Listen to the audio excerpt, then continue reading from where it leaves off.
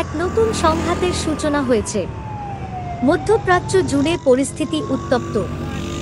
ইসরায়েলের ভয়াবহ হামলায় নিহত হয়েছেন ইরানের জ্যেষ্ঠ সামরিক কর্মকর্তারা।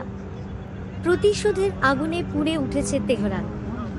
স্পষ্ট ঘোষণা, এই যুদ্ধের শেষ অধ্যায় লিখবে ইরান। তাদের জবাব হবে প্রচণ্ড ও ধ্বংসাত্মক।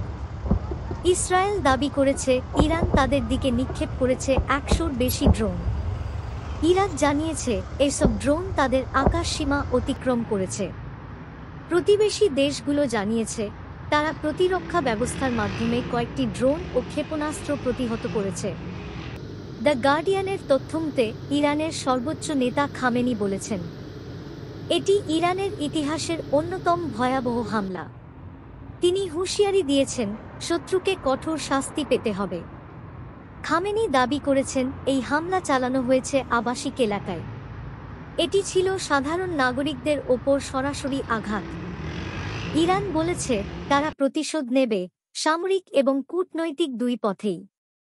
তেহরান দৃঢ় প্রতিজ্ঞ, শত্রু যেন ভুলে না যায় এই জবাব। যুক্তরাষ্ট্র হামলায় জড়িত থাকার অভিযোগ অস্বীকার করেছে। তবে ইরান মনে করে যুক্তরাষ্ট্র এই হামলার বিষয়ে জানত এবং গোপনে অনুমোদনও দিয়েছিল।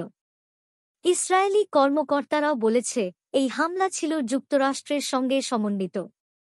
ইসরায়েলের বিমানবাহিনী অনেকাংশেই নির্ভর করে মার্কিন সরঞ্জামের ওপর। এক ক্ষুব্ধ বিবৃতিতে ইরান বলেছে ইসরায়েল সন্ত্রাসবাদে লিপ্ত। আন্তর্জাতিক আইন ও মানবাধিকারের কোনো তোয়াক্কা করে না তারা। ইরান বলেছে যদি হামলা চলতেই থাকে তবে পারমাণবিক বোমা তৈরির প্রয়োজনীয়তা অনুভব করতে পারে তারা। আইইএ জানিয়েছে ইরান পারমাণবিক বোমা তৈরির পথে আছে, এমন প্রমাণ মেলেনি।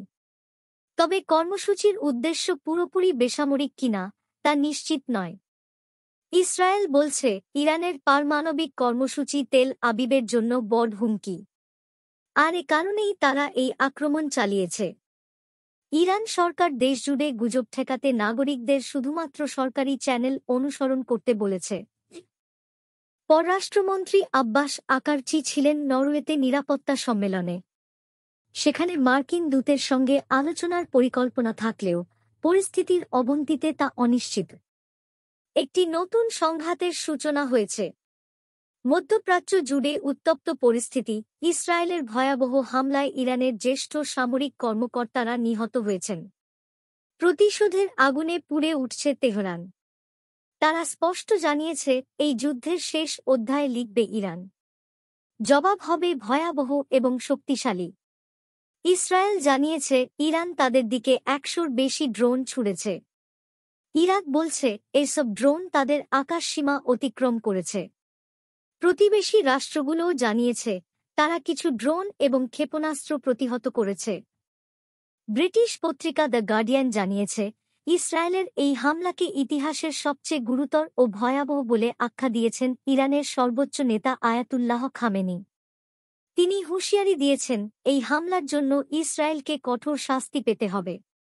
তার দাবি হামলাটি আবাসিক এলাকাকে লক্ষ্য করেই চালানো হয়েছে।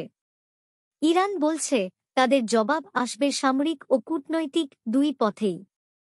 যদিও যুক্তরাষ্ট্র হামলায় জড়িত থাকার কথা অস্বীকার করেছে, তবে তেহরানের বিশ্বাস এই হামলার পেছনে ছিল ওয়াশিংটনের নীরব অনুমোদন। ইসরায়েলি কর্মকর্তারা স্বীকার করেছেন হামলাটি যুক্তরাষ্ট্রের সঙ্গে সমন্বয় করে চালানো হয়েছে। ইসরায়েলের বিমানবাহিনী মার্কিন সহায়তার ওপর নির্ভরশীল, এ তথ্য ইরানের সন্দেহকে আরও দৃঢ় করে। এক বিবৃতিতে ইরান বলেছে ইসরায়েল প্রকাশ্যে সন্ত্রাসবাদে লিপ্ত। আন্তর্জাতিক আইন, মানবাধিকার কিছুই মানে না তারা।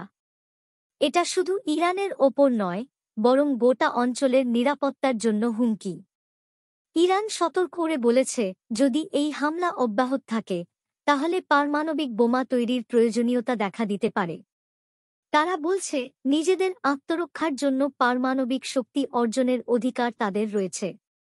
তবে আন্তর্জাতিক পরমাণু সংস্থা আইএর প্রতিবেদনে এখনো পর্যন্ত ইরানের পারমাণবিক কর্মসূচি সম্পূর্ণ বেসামরিক কিনা তা নিশ্চিত হওয়া যায়নি।